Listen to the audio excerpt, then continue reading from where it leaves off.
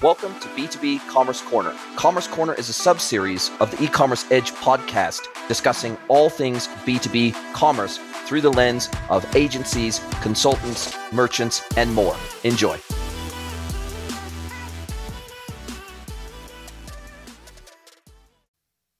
Hello, everybody, and welcome to another episode of the podcast. It is my pleasure to welcome Steve Javor from Schneider Electric to the podcast. Welcome, Steve. Great to be here.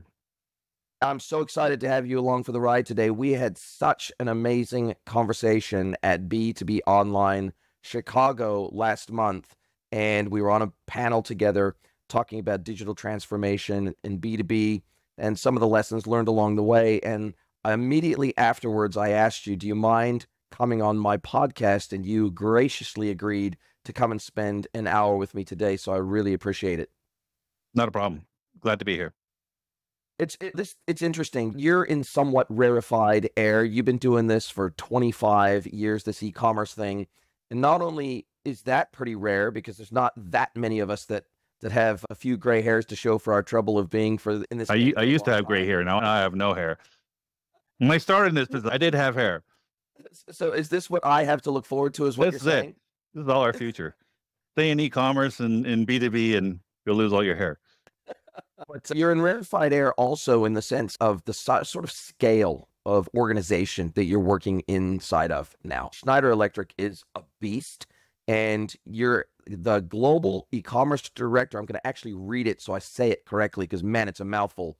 Global e-commerce director, North America Energy Management. That is a big thing. You've been with them for 11 years, though, and so I'm sure you've seen a lot of change in the organization in that time. But more importantly, I think that B2B e-commerce specifically has seen massive disruption over the last, particularly 5 years, particularly since COVID. I saw a lot of organizations go through massive disruption during COVID. A lot of B2B organizations maybe only had EDI, if at all. Maybe they didn't do e-commerce at all. They had field sales, they had customer service, taking orders over the phone, etc. But maybe they offered punch out, but they didn't offer self-service e-commerce. So I've seen so much disruption, and I'm sure you have too. But man, it feels like e-commerce for B2B is truly starting to come into its own now. And it's a default expectation for many B2B buyers, isn't it?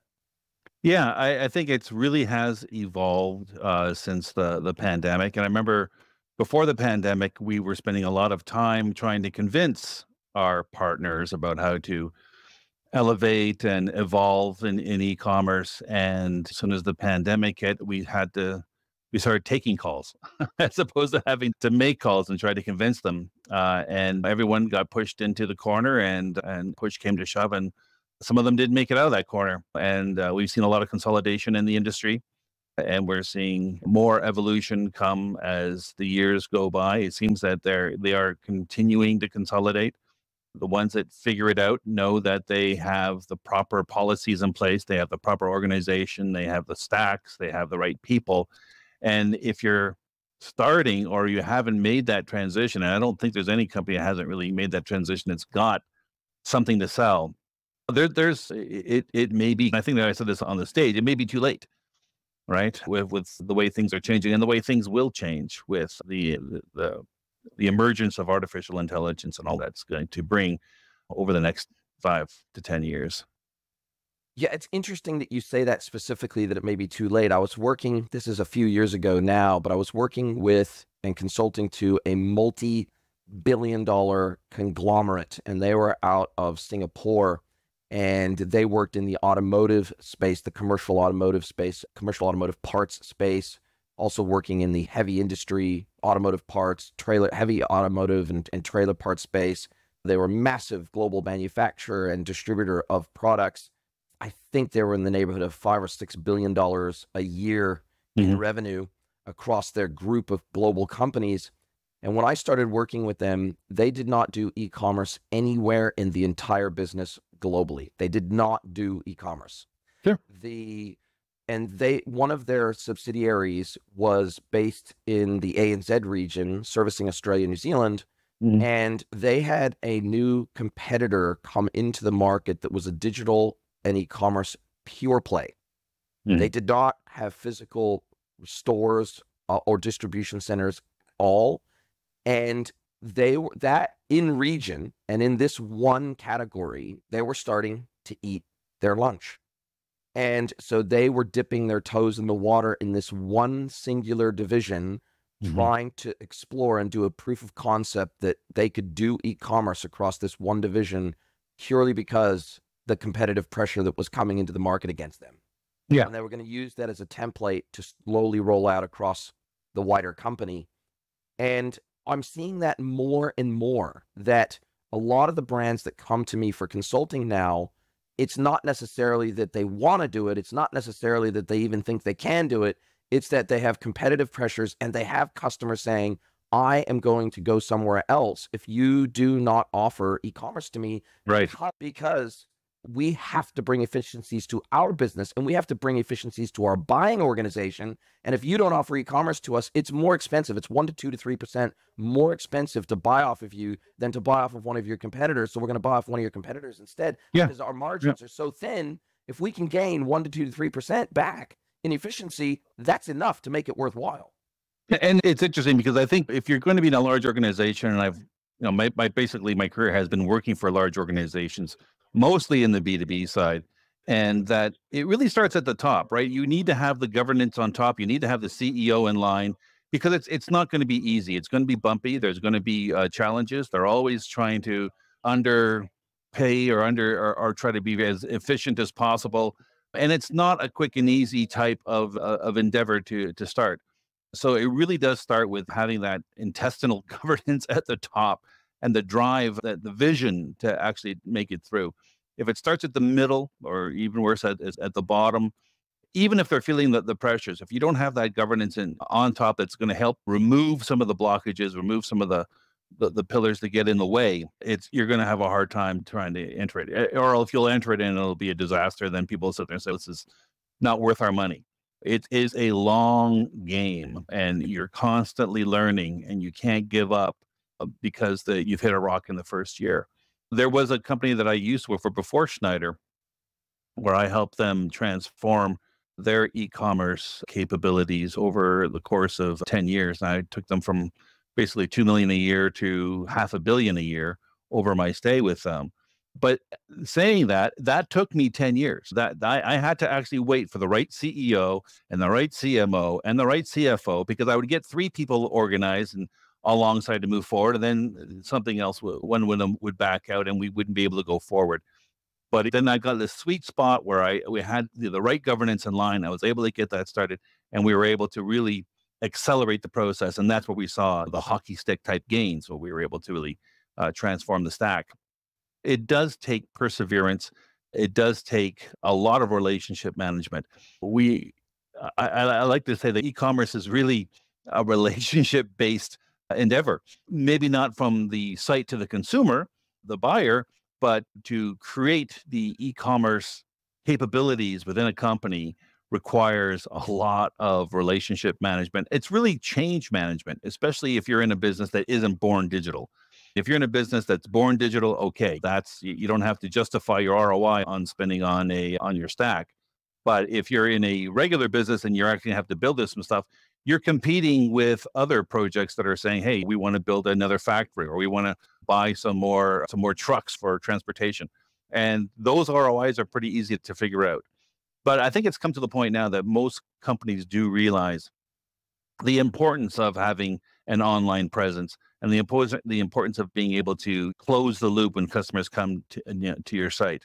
Because I think we just recently saw a study where something like 80 to 90% of all B2B buys have a digital portion of the journey, that there's people that are looking to get that information first. And then you get into the whole idea of, is it really a shift or a lift that's happening when you start entering e-commerce on the B2B side?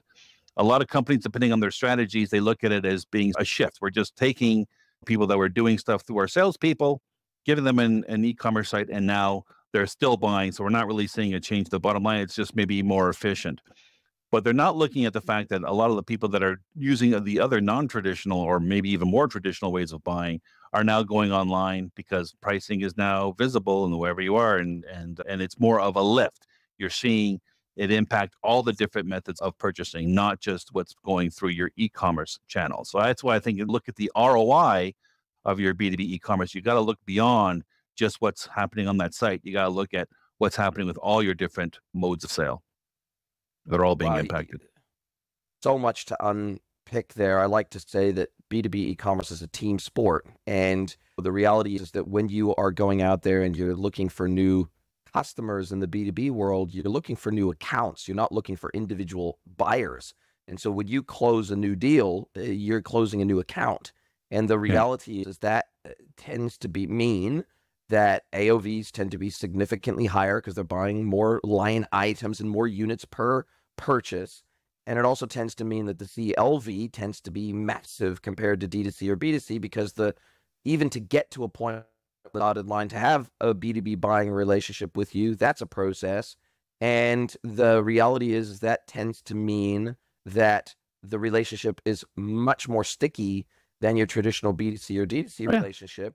And as a result of that, they're going to be with you for a long period of time. And what we've bumped into, and I'd love your thoughts on this too, and I see that in your background and in some of your current work, you also work in the education sector. You're actually helping to educate people on e-commerce. I teach at the University of Toronto, School of Continuing Studies on e-commerce. And that's a lot of teaching people the difference between the B2B and the B2C mindset, and understanding that B2B is, we want that B2C experience as B2B buyers and B2B sellers. It's much more complex, right? The actual person doing the shopping may not be the person who's actually doing the purchasing. So you have to separate the shopping from the buying in B2B. And of course, with B2B, as you said, that first-time purchaser is going to become a repeat purchaser. You may be buying a pair of shoes. If you're a B2C customer, you're going to buy that maybe once a year or twice a year, depending on what your shoe thing is. But if you're a shoe store, you're buying in bulk month after month, week after week.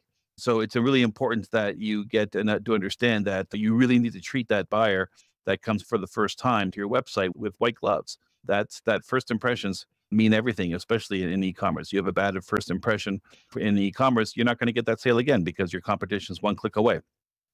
So we begin to understand that in B2B, you've got different types of customers, and it all depends on the strategy of the company. Some companies sit there and say, look, we don't really want to get new customers through e-commerce. We have a sales force. We were looking for qualified customers. We don't just pick anybody to be one of our customers. And that's a valid, great strategy for some businesses. Others are a bit more open. They're saying, look, we're going to welcome new customers through our e-commerce site. Maybe they're going to come by and buy something once, and then we'll try to evolve that relationship. So it really depends on your strategy. And that's where, again, some of that shift and lift strategy comes from. And it's important that you understand that, especially when you might go into this arena thinking that you're going to build this sort of B2C experience for a B2B business, where that may not really work out in the end. Even Amazon's having some issues with some sectors of B2B. They're good in some sectors. I think they're the largest B2B company in the world, but there are certain other sectors where they're not the right fit. And I think you rightly point out the reality is that when you're trying to land these accounts, they do expect a very different buying experience. And because of the stickiness, the value to you as a business is very high.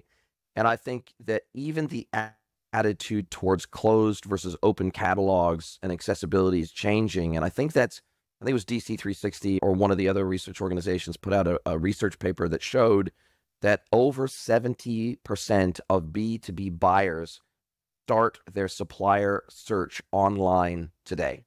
And that makes sense, right? When you think about it in their personal life, and something like 65% or 62% or something like that of B2B buyers are now millennials, which just blows my mind. It's greater than 50% of B2B buyers are millennials. So where do we think they're going to start their search? They're not going to. Exactly. They're not going to start picking up the phone and ringing their mates and saying, "Where do I get this stuff?" They don't talk on their phones anyhow.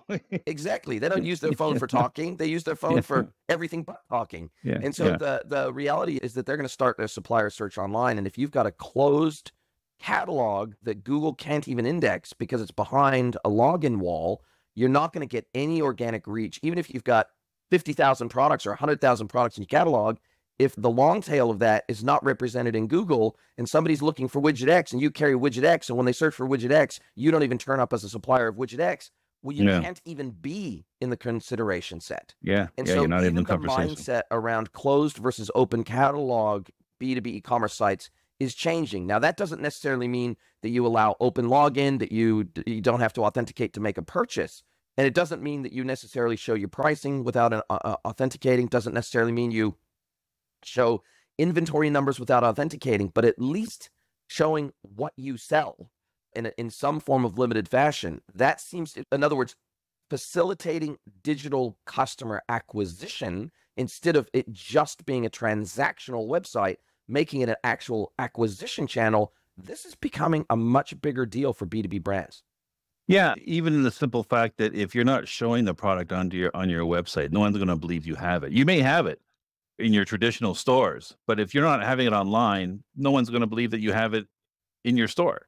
And so one of our big battles is when we're working with our distributors is just making sure that they're displaying all of the products that they carry for us online, so they become more relevant online and they can participate that way as well.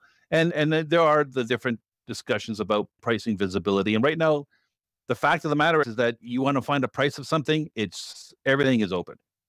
Right now, you can hide your price, but then you're going to have to really accentuate what other positives of doing business with you if you're not going to show your price. And you can sit there and say, look, this is our public pricing. If you want specialized pricing, then please contact us and develop a relationship with us. And that's the way a lot of companies do it. Visibility of pricing is out there. You're going to be competing with people the companies that are going to show prices. So if you're not going to show pricing, then you've got to bring out some of the other factors that make you a better distributor than them. And I'd love to go back and revisit this idea of education a little bit more, because one of the biggest chief complaints that I get from merchants that first start working with me is, where are we going to get the people? We don't have the capability inside our business to run a B2B e-commerce operation. We don't have anybody in our business that even knows e-commerce. Yeah. So what I'm seeing two different approaches emerging in the market. One is taking someone who's a B2B specialist inside your business that has at least a passing interest in e-commerce or digital, or has some deep experience maybe outside the business in digital in some capacity, and then bringing in the skill set to teach them, to train them, to school them up, to educate them, to bring them up to speed on the e-commerce and digital side. I'm seeing another approach, which is to say, geez, going out and trying to find somebody that has both B2B experience and e-commerce experience is like trying to find the proverbial unicorn. So we're not going to try that. Instead, we're going to go to market. We're going to find someone who's an e-commerce expert, maybe as our e-commerce manager or head of digital or a CDO or whatever it might be. We're going to bring them in, and then we're going to school them up in all the nuance and all of the experience components of B2B. And so trying to find somebody who has both, like people like you and me, it's literally like gold dust. And so it's really hard for these organizations. And so they've got to try to find a pool of candidates and pull from a pool of candidates, because reality is people with deep e-commerce experience are pretty rare to begin with, let alone B2B e-commerce experience. And so what is your thinking around, okay, a brand says, yep, we know we got to do this. This is the board's on board with this. The leadership is on board with this. Our customers are asking for it and demanding it. We're ready to go. So when it comes to internal resourcing around these capabilities, what is your typical advice for most of these B2B brands? It really depends on your strategy, but really, in my experience, and I've worked with both of those types for the last 20 years, is it really is a mix. The best answer is a mix. Currently, we work with more of finding, at Schneider, we started the e-commerce department in 2015, and I went to Europe. I lived in Europe for about 3 years, and I started opening up different countries in Europe to the Schneider countries to e-commerce. Again, working with our distributions in each one of those countries. And so I had to go and talk to the president and try to convince them, that the president of the Schneider country, that this was a good idea. And why was it important? In 2016 and 2017, I brought my SVP with me, and he would back me up. And we'd usually convince them that the future is digital. Then we sit there and say, how are we going to find someone to work on it? And I always opted out through that. I wanted someone with internal experience, because this is working with our distribution partners and getting them to do e-commerce. We wanted someone with internal experience that knows how to handle relationships and understands the business side of it. And then I would pair them up with usually someone that was a bit younger and a bit more digitally based, usually some young marketer that we could teach the e-commerce to. And then we would have both of them. So then the experienced B2B person would learn the e-commerce side, and the e-commerce person would learn the B2B side. That's evolved over time. And now I'm at the point where we have a lot of people that have come into the business with a lot of B2B experience. And I find it, depending on the business, it's pretty tough for them to get a handle on it. And they can miss the forest for the trees sometimes, because sometimes they don't really understand the product mix very well, the demand very well, about how the business operates. And that can be sometimes a really harder thing to teach than the other side of bringing somebody who has that B2B experience, that understands the product, understands the industry, understands the players, understands the segments, and being able to teach them the e-commerce, the B2B e-commerce side to it. Both of them are challenging, but I think it's, that a mix of the two is really good. It really depends on the role. And if you're doing e-commerce directly, you do want to get someone on the e-commerce side that understands how the environment works, all the things that you have to know. And this is what I teach at the University of Toronto. It's a pretty unique kind of course because I'm teaching you the basics of e-commerce, me and the other instructor. And that means going through understanding the models, because a lot of people don't understand the different models of e-commerce, where it's a merchant model or a marketplace model or a subscription model. You start with those bases of understanding how these different companies make money, and then you begin to see the opportunities that you have as a company, about the multiple sources of income and the multiple sources of cost that you're going to have to deal with when you're trying to build a successful e-commerce site.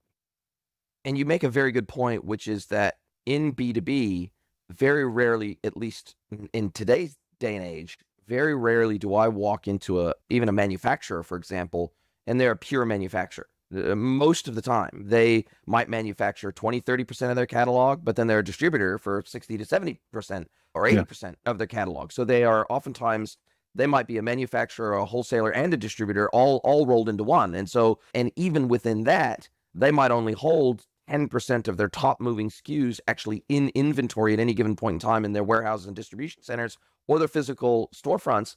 And then the rest, 90% of it, is effectively drop shipped, where they route the orders, they do order orchestration, and that goes off to the other manufacturers and distributors of the rest of their catalog. And so the business models within B2B and the channels and the routes for fulfillment can be really complex. They can get really complex really fast. And I think when we mix that with the additional popular digital commerce channels in the B2B world, that being EDI and Punchout. So when we talk about the different sales models and different procurement models combined with the different digital channel models, you don't get EDI or Punchout in the B2C, D2C world, and you get that in the B2B world. And so what one business considers e-commerce, another business doesn't consider e-commerce. And so I think in the B2B world, we have to be careful to differentiate between digital commerce channels and self-service e-commerce digital channels. And this nuance is something that you don't get in the B2C world. So it really, if you come from the B2C world and then you make a move into the B2B world, it's a pretty steep learning curve. And it's something I'm going through as we speak of today. I am constantly trying to let our executives understand that the difference between the digital buying and the self-service buying, that the value of e-commerce. Again, it goes back to that shift and lift argument, that the ROI of your e-commerce endeavors goes beyond what's flowing through your e-commerce shop. And that you have to understand that they are in for the EDI and the Punchout. And a lot of these distributors that we work with, they've even created their own versions of ordering systems. There's EDI Pro and there's E-Link. They've created stuff they've grandfathered in, but their customers are comfortable with using it. And to me, I'm not really super concerned about just looking at e-commerce, even though I'm the e-commerce director. I'm more like the sellout director. No matter which way you're selling it, I want to make sure that people are able to buy our products, and whatever way is comfortable. For some medium-sized businesses that work in B2B, they've got an e-procurement department. They're going to have that as a solution. Other ones are going to be doing stuff by email, or they're going to be doing stuff with personal relationships. As long as we are able, in an omni-channel perspective, to serve each one of those different methods and making sure that we are able to facilitate whatever way that customer wants to buy something, that we remove any obstacles, right? I think logically it seems to be that sooner or later they're going to move to e-commerce.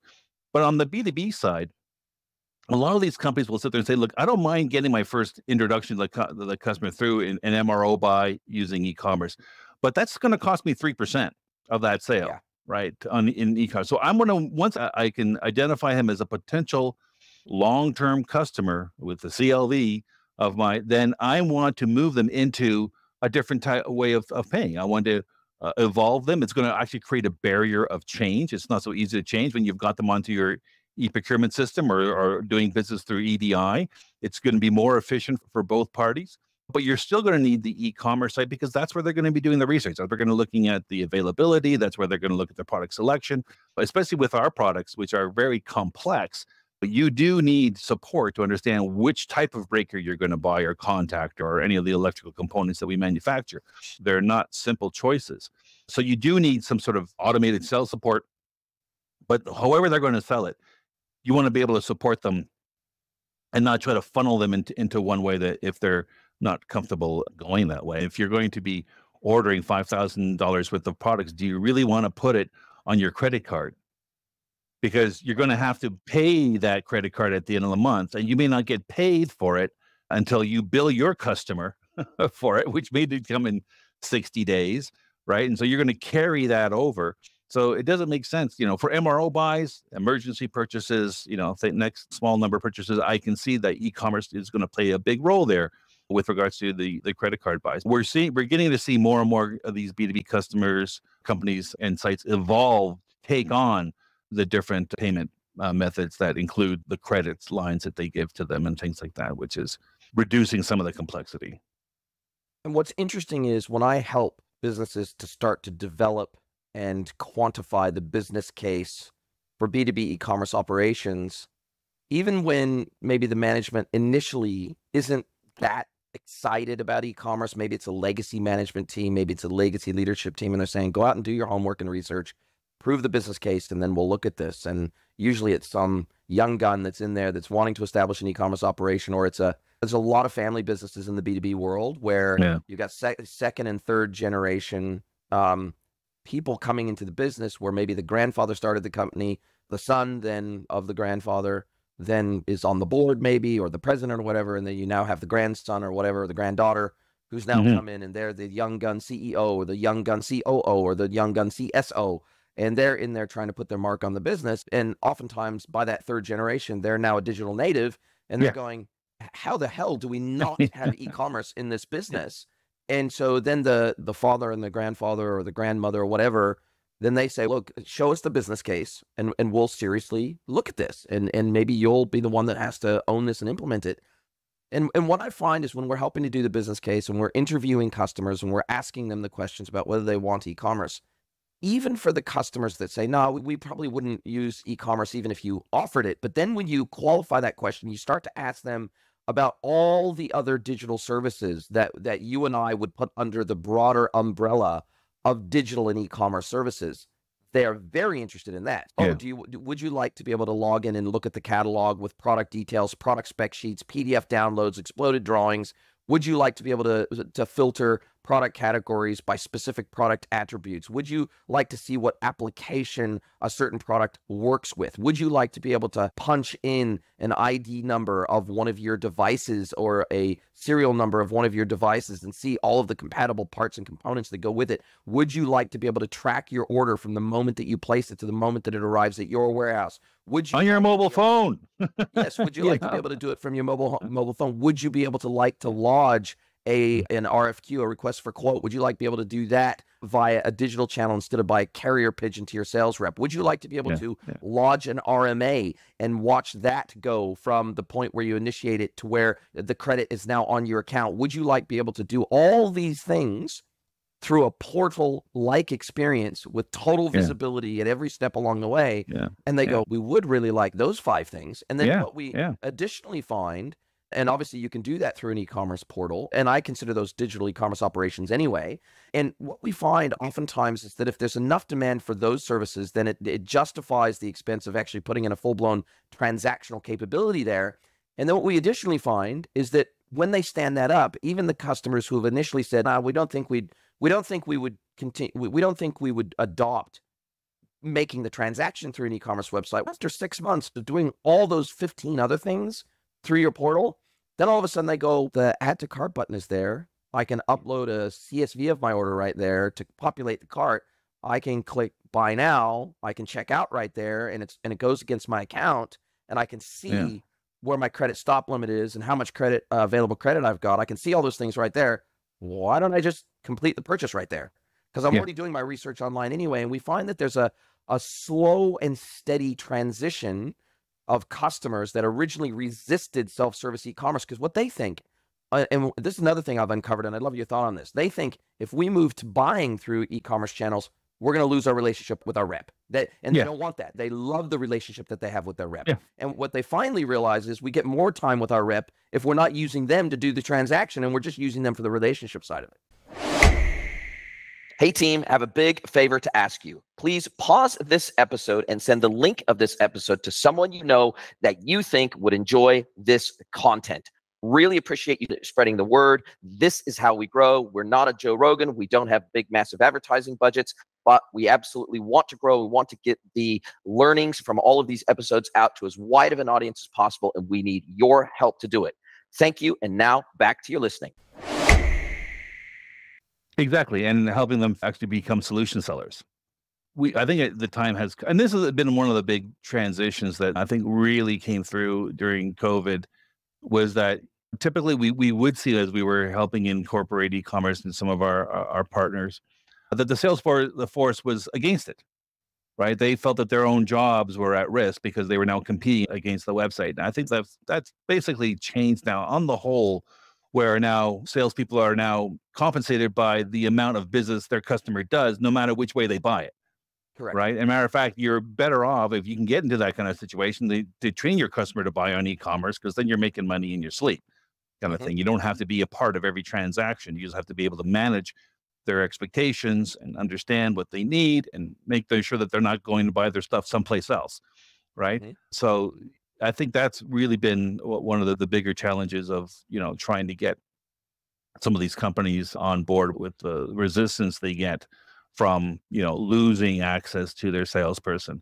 And that's one of the challenges that we've had as we evolve and we start trying to teach our salespeople to become more digitally active with our distributors, to bring out some of these aspects. And some of them get it and some of them don't. They're just really comfortable in their old school way of doing things, and they're not able to make that transition of actually providing more value to their customers through understanding that you're going to be able to spend more time talking to them, getting to know them, and working on solutions, as opposed to just trying to figure out what can I get you to buy next? How can I put you some items on this invoice? And we're slowly, in a big company like ours, beginning to make that change. And we're now beginning to see, we're now using AI to create some interesting scenarios. So we just last week had one of my colleagues went to a sales barbecue through one of our distributors was hosting, and they invited all of their customers to this barbecue. And my friend, he's a pretty adept person when it comes to AI. He's really one of the smart guys, and he had developed through OpenAI an agent. He had his own agent on AI, and what he basically did is he trained his agent to understand e-commerce by just pointing it to all of our Schneider Electric open, publicly available information, and trained this agent to understand the electrical business. And then pointed it at each one of the customers that were going to be at this meeting at their website, and was able to get the AI to compare what they were interested in to what we sell and how those two would mix, and created for each one of these companies these sort of one-pager cheat sheets about what the company does, what they buy, what are the products that Schneider has that they would be interested in buying, right? And he created there was about 20 companies, he created about 20 sheets. He gave it to all the salespeople and said, look, when you're going out and talking to these people and meeting them, find out where they work, and then you can pull up these sheets and you can have an exact conversation about what they're interested in, what kind of business that they do, what kind of products that we would have that would interest them to having a further on conversation. And he was able to do this, create this entire platform in 2 hours. 2 hours. And he had created the agent before, but then and I thought, this is changing the way that customers, that salespeople will operate. You'll now have the ability, with being able to have your own agents, to be able to train them on the publicly available information, to understand what are some of your prospects' real interests, what are they already doing, like where are they visible on the web, and then match it to what you're able to sell, So you're not going up to them and having a typical Conversation. cold call conversation, right? You're already have some Basically on this target customer, and you've got this dossier on them. Yeah, and it was very effective in being able to facilitate the lead conversation with these customers. And this is something this is yeah. something that would take a rep a week historically to go. If they had the time and the inclination to go and do it. And the problem is that sometimes they don't even know their own products. Like our products are very complex, but having the AI to be able to match what they do with the products that we have and the solutions we have, all of a sudden brought the thing full circle, and we were having a much more effective relationship with these new clients. Wow, that is super exciting. And when you look out towards the future of B2B e-commerce, I've seen a massive acceleration. COVID put a rocket underneath B2B e-commerce and really forced a lot of these B2B brands out of the dark ages in terms of their sales channel expectations and where revenue is going to come from. And so what's your position on incentivization? Because what I'm seeing is that in some instances, in order to get sales teams on board, in order to get customer service teams on board and customer success teams on board, in order to get customers on board with this whole e-commerce thing, because oftentimes it'll bring 2, 3, 4 points of efficiency to the brand that's doing the selling, but it also bring efficiency to the buyers as well. And they may not even realize it yet that it will. Yeah. And so being able to share in the spoils, so to speak, of the benefits of having these digital routes to market and having more resilient channel mixes in our business instead of being totally reliant on field sales or totally reliant on customer success. Diversifying our channel mix in B2B is very important. It's equally important in B2C and D2C, but it's pretty dire in the B2B world. We really have to have diverse sales channels. Do you find that incentivization, A, works, and B, is actually helpful? So if you tell your sales force that might be slightly resistant to this whole e-commerce thing, if you say, look, you've got named accounts, you're going to get credit. I don't care which channel they buy through. You're going to get credit for the sale. But for digital sales channels, whether that be EDI, whether that be e-commerce, whether that be punch out, if it comes through a digital sales channel, we're going to give you an extra point of commission, whatever it might be. Or to your customers, you're saying, okay, if you buy through one of our digital sales channels, as opposed to manually placing the order through a sales rep or picking up a phone call or live chat or whatever it might be, we're going to give you an extra point of discount, or we're going to put you on a digital only tier of pricing for those purchases or something like that. Or you're going to have exclusive bundles or combos of products online that you just will not get through any other channel. What kind of incentivization are you seeing that works really well to encourage adoption on the corporate sales side and the buy side? Very complex question and not an easy answer. And a lot of it really depends on the different organization and the strategy they have and the kind of people that they have as well. And right now, I think a lot of them aren't doing any of that. They're just starting to figure out how to understand how to go beyond a simple compensation model into a more complex one. I think the companies that have truly trying to get it are having these very complex incentive methods. And I think that is and I have no real clear view on that right now, but I do think that the companies that are able to, as you described, give you lesser points where you're not so involved with the EDI sales and the digital sales, but you're still bringing value, because that's just, again, it's the shopping versus the buying. If you're going to be really focused just on compensating on the buying side, you're missing the whole point. The point is you have to be there to encourage them to be shoppers in the first place. What are you doing to make sure that all the solutions that they're buying the right solutions, that you're maximizing their share of wallet? And that's really the job of that salesperson. And again, we're shrinking the salesperson. There's less sales jobs out there with the fact that a lot of this is becoming more and more self-sufficient. So you should be able to, as a salesperson, have a greater number of customers if you have these economies of scale and these efficiencies built into your platforms. So you should be able to service more customers. And then depending on which model you go with, I do think that it's still, I don't know which is the best method, but I do believe that having a more nuanced way that the salesperson can respond to, because you have to incent the salesperson, right? At the end of the day, if they don't believe this is working for them, they're going to find a different job that does. And if you've got someone that understands the B2B side and understands their customer and understands a little bit about the digital side, that's not a person you want to lose.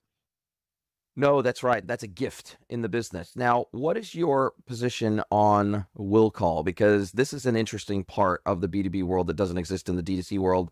Sure, we've got click and collect, but in the B2B world, will call and multi-location fulfillment, multi-warehouse fulfillment, fulfill from store locations, which also may have a warehouse at the back. The fulfillment models in B2B can get wild. Like the complexity there can get wild. And it can depend on which office of the buy on the buy side. They might have multiple offices or multiple regional locations, and then it depends on who's doing the buying, what location they're buying from, whether it's going to a job, whether a delivery is going to a job site, whether it's going to their a distribution warehouse first before it goes out to a job site and to their buyers. There's so many permutations of this. And where you're buying. You could be based in New York and the price is better in California, so you're buying it in California, and that causes all kinds of consternation about regional pricing. So it can get very complex, and we're still struggling with that. We're struggling even trying to come up with a great dropship model at Schneider internally to help support our distributors, and we're going to get there, but it's a long process to figure out how to do that. We've got many distribution points. No, they're not all equal with each other. They're all going through different modes of evolution. But again, the complexity is there. Amazon has obviously set the target with next day, same day delivery. We're all just trying to catch up. And and we see that it still hasn't gone far enough. The one thing, and I used to come from distribution in my previous role, and what I still haven't seen is appointment delivery, right? Where customers are willing, and I've been talking to them for 10 years, they're willing to pay more to say, look, I don't want all this stuff just next day, because then I got to go store it someplace for weeks at a time. Then I got to hope it's all going to be there when I actually have to go and do the job. And sometimes there are fluctuations in, when the construction site is ready, have they poured the concrete that allows me to go in there to finish my part? Oh, no, they've been delayed because of a strike or this or whatever. Can I pay more for you to actually deliver something on a specific day that I choose, and I'm willing to pay for that?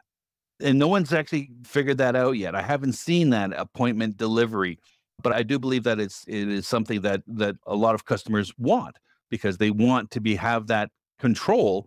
They're having the control of what they're buying and when they're buying. They have no control really of when they're getting it. It's going to be next day, but it can't be like, can you deliver it 3 weeks on a Friday? Yeah. And that'd be another line item. So they might have 50 line items there, and they might have some that they want delivered on this date. Next block gets delivered on this date, and they don't want to have to log in every time that they would need to buy that next block of items procurement for that job. They don't want to log in every time. They just want to do the one. They've got their buy list, right? And then maybe they have the quantity surveyor who's done the whole entire buy list for them, and they want to just enter it in and say, these are the dates when it needs to arrive. And then if I need to modify that, I want to be able to log back in and adjust that. If it hasn't been dispatched yet, I want to be able to adjust that. And I want it to auto update in your order management system to where it just happens seamlessly behind the scenes. And I think the real challenge there on the fulfillment side is that the seller themselves, especially if they're running a dropship model for part of their catalog, they don't know when it's going to arrive. And then they can't guarantee arrival by a certain date. And it's the fulfillment and distribution network and last mile stuff in particular that is really opaque for sellers. Yeah. Yeah. And I think that's been the challenge, and it continues to be the challenge. I find that the difference now in B2B e-commerce isn't so much the front end. There's lots of places. It's really distribution where the competition really starts. That's really supply chain, and that is where customers are now making some of their purchase decisions, not looking at the website as much as looking at when can you get it to me, how can you get it to me, can you get it to me in the sufficient quantities that I need, and guarantee that it's going to be there when I need it.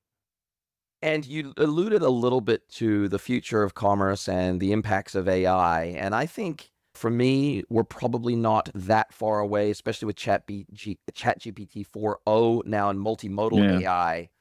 It feels like we're not that far away from being able to have a completely voice-driven interface for e-commerce. Meaning you get there, there's the header, there's the footer, but there's no categories, there's not even a search bar. Maybe it's there just as a throwback, but really, literally, there's a voice interface, a voice concierge You have a conversation with it exactly like you would your customer service rep or your sales rep over the phone, and you say, "Hey, look, I'm looking for some items for a job. Let me tell you what they are. Show me what you got." And then you're effectively got voice search. They're searching the catalog behind the scenes for you. They're matching up the attributes. You're having this two-way conversation, and then they show you a search results page with the items. Oh, that's great, cool. Add those 5 things to my cart. Add this to my cart. Add this to my cart, and you have literally a voice conversation with an AI agent, and you're completing the transaction literally by voice, and you never literally touch the screen. You don't have to navigate through categories. You don't have to type in anything into a search bar. You're literally having a conversation with a digital concierge who's doing all the legwork. And you probably do both. We're visual people. I think we like to look at screens at the same time, but it'd be great to be able to talk to the screen and have them point out things, throw things in front of you. And I think that is probably coming. Yeah, I'm hesitating on my AI a little bit. I've seen. I think the hype cycle is gone to its extent, and it's not going to change the world as quickly as we thought it would, but it will change the world. I think 5 years, it's going to be a whole different ball. I'm struggling with my e-commerce course, saying what I'm teaching now may not be relevant in 5 years, right? The basics will be there, but the operational way that you run a website may be completely different in 5 years. And that's a bit of a challenge. But the very fact that you're going to have a phone, and Apple has now released the fact that they're working with OpenAI, and you're going to have this capabilities, and see how that evolves over the next few years. But you're going to have basically you're training your own digital agent. Now, you trust your phone right now, right? Your phone is the most unique thing about you. It's more unique than your fingerprints, right? No one has the same apps as you. No one uses the same way they use your phone, the way you use your phone. So you trust your phone. And if you're going to start trusting your phone, and you're going to start producing agents, and they're going to start making some simple purchases for you as a B2C kind of person, you're going to start trusting it more and more. And sooner or later, that is going to be your agent that you're going to work with. I have this type of job. I'm going to need these types of products. Just like I did that job 2 weeks ago, my phone digital twin. Please go out there and find, where we can get exactly what I need at the best price, delivered where I need it it will do all that for you, which all of a sudden bypasses the need for website. Totally. So then you're going to have to figure out how you're going to influence those customers with your brand if they're not going to be searching it by themselves. And all of a sudden you're going to have to even increase the amount of money you're spending to get your name in front of the right people, because they may not be having to search anymore. These are huge implications for companies like Google that they're struggling with right now. What if search becomes irrelevant? Yeah, we're always going to do some kind of search. It may just not be through the traditional interfaces that we're used to. And the reality is we're going to be having conversations. That Worldwide Developer Conference that Apple just showed, and some of the stuff that they're doing with integrations with AI is going to, it's the first time I've been impressed by any kind of announcement by Apple around AI ever, I think. Since Steve Jobs. Disappointment. And so it is probably the first thing that I've actually truly gotten excited about from Apple in a very long time, because iterations of phones have gotten pretty stale. But this is definitely a big future thing. And when we think about Schneider and some of the initiatives that you've got on your immediate radar over the next 12 to 18 months from digital initiative perspective, what's high on your priority list? And you're looking out over the landscape of the next 12 to 18 months. I know it's probably pretty hazy given the pace of change, but what's like super high on your priority list that you say, look, if we could nail this in the next 18 months, it would be game changing for us?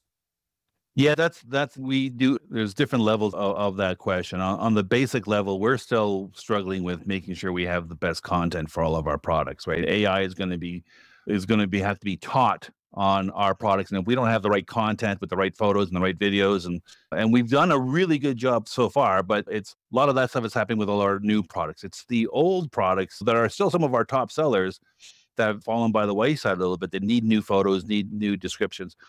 Beyond that, it's really the predictability of our systems. So we're moving away from, not really moving away, but evolving from being a manufacturer parts company into a service company, where now all of our products talk to each other, and they can become predictive and letting you know how to manage your energy, how to become more sustainable, and how to really predict the future. And that's really where we're really beginning to see some of the great advantages of AI, because we've been in the AI business since about 2015. Right, machine learning and stuff like that. So we've been big investors year over year. We're one of the largest R&D companies. We're actually our top 20 global software company in the world. You would not think of that, but Schneider Electric is a huge software company, and it's software and services. And we believe our software and services is really our next phase. And it may come to the point, I'm not saying this is what's going to happen, where you don't buy electrical components anymore. You just buy a service. that comes with all the electrical components, like you would, like a subscription on anything else, that's going to tell you exactly how you become more efficient, that it'll be able to replace the products as they age.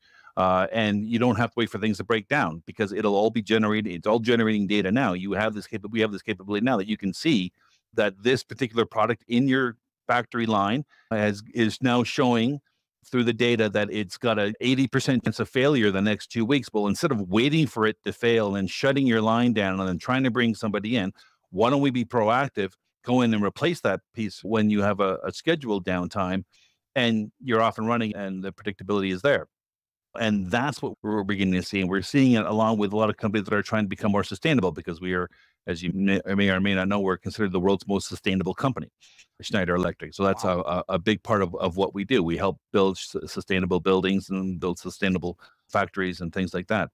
Having all of these sort of software components and predictability components really is we see as a big part of the future. Right? Yeah, the future is really interesting, especially about how quickly it's going to change and how many really substantial changes to the market is going to happen over the next 5 to 10 years. Super exciting. Look, an hour has absolutely flown by, my friend. This has been such a fabulous conversation. I've learned a ton from you. You clearly know your stuff, and it's been a really enjoyable chat. And walking down a little bit of memory lane in the B2B e-commerce space has been fun too. And looking ahead at what's coming next, and some of the advances in AI are going to be very disruptive to our industry. But now we're at the point where I get to flip the script. I get to hand the microphone over to you, let you ask me one question, any question you like. So, Mr. Steve Javor from Schneider Electric, what is your question for me today?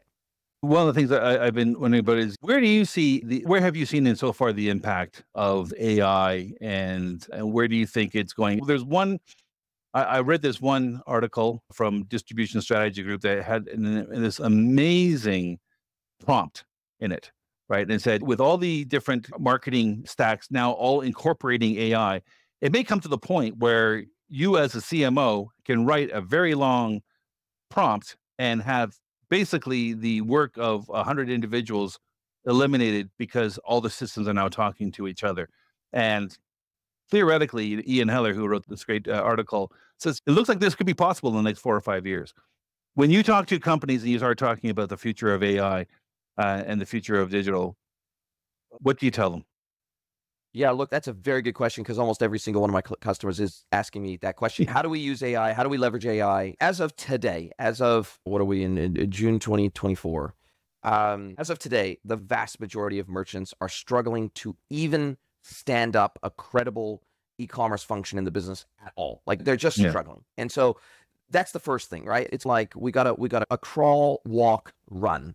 And very few businesses in the world are at the stage of advancement that Schneider Electric is at. That's the harsh truth. And so I'm going in, and still many very large or even medium-sized enterprises, $100, $200, $300 million a year enterprises, there are just so many of them that don't do e-commerce at all yet. They don't even offer e-commerce. They don't offer EDI. They don't offer punch out. They don't offer self-service e-commerce at all. Or they just offer EDI, and that's all they've ever offered. And they are so struggling to wrap their head around this e-commerce thing that starting to even contemplate AI and its impacts is it's just mind-blowing for them. Yeah, and so for most of these brands, they are going to consume AI via their chosen vendor and tech stack, meaning that they're relying on the search and merchandising platforms, they're relying on the e-commerce platforms, they're relying on the integration middleware, they're relying on some of the customer service automation technologies. They're relying on their vendors to make sure that AI is integrated meaningfully into the components of the stack, so that then they don't have to figure out, geez, how are we gonna put an AI overlay on all this crap that we're doing inside the business? The vast majority of brands don't really need to think about AI because it's going to come into their business whether they like it or not. It's just going to come in via their existing tech stack and their existing vendors, and whether they're running Google in the back office or they're running Microsoft in the back office or they're running NetSuite or whatever it is, the reality is AI is going to come into their business whether they like it or not. That's the first thing.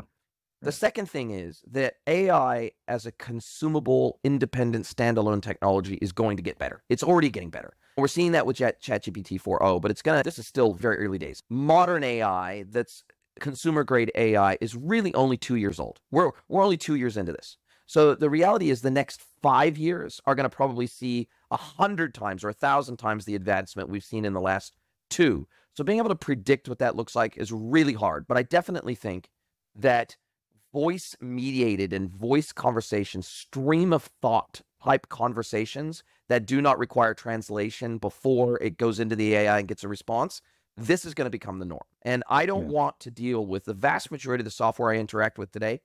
I don't want to be using a point and click interface anymore. I want to be conversating with my software. And the point and click, I think the days of point and click are rapidly coming to an end.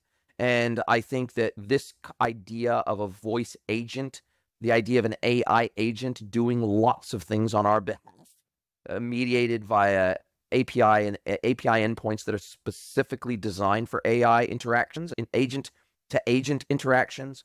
I wrote an article on LinkedIn in 2017, and I coined a term called stealth commerce. And I think we're closer to stealth commerce now than we ever have been before. And I referred to stealth commerce as transactions, that e-commerce and digital transactions that we as customers and buyers do not even recognize as a transaction. We've pre-authorized all these transactions to take place across our life, and they just happen as and when they need to happen. And we've got our payment details pre-stored. We've got our triggers pre-stored. We've got our preferred suppliers pre-stored. And maybe that is ultimately stored on the blockchain along with our personal details and everything else in an encrypted way. But ultimately, a lot of these transactions that happen in our life today manually will happen automatically. We're going to have a scanner on our fridge. We're going to have a scanner on our pantry. We're going to know exactly when the meat that's in our fridge expires. We're going to say, okay, I want to always have a gallon of milk in the fridge. I always want to have a loaf of bread in the cupboard. I always want to have a bag of rice in the cupboard, and it's just going to happen, and it's just going to turn up at our doorstep when it runs out. So I think we're going to move to a world where the incumbent sellers and the incumbent brands are going to come to dominate absolutely everything, because those transactions are going to be locked in way in advance of the need. And it's going to be really hard for new players and new brands to break into that paradigm, because if our life and all our purchasing is largely pre-automated, how do you inject yourself when there's no longer independent consideration of buying? How do you break into that? Because you're not going to show them a Google ad. There's no place they're going to see the bloody Google ad. So it does change the paradigm of how new brands break into the public consciousness when they aren't already embedded in the buying process. That becomes a real challenge. They got to go viral somehow. Correct. They got to get into your face. They got to buy attention. That's right. Correct. That's really good. Thank you. Listen, Steve, this has been so cool. I'll put the link to your LinkedIn profile in the show notes. Other than that, if people want to have a chat to you and a yarn to you about e-commerce, digital, B2B, etc., what's the best way to get a hold of you? LinkedIn. I actually have taught over 500 students since I've started teaching e-commerce at the University of Toronto. And I've always had an open door policy. If anyone has any questions on e-commerce, just connect me through LinkedIn. I'm very regularly sorting and helping out people who have questions or just developing new relationships. You're an incredible human being, and I appreciate your time. And I thank you for your contribution to not only this podcast, but the industry as a whole. Are you going to be at B2B Online Florida, and we'll be able to see each other again? I'm hoping. I look forward to seeing you there, my friend, and can't wait to speak to you again soon. Are you a B2B or D2C e-commerce merchant? Then head over to greenwoodconsulting.net to learn how we can help you scale your business.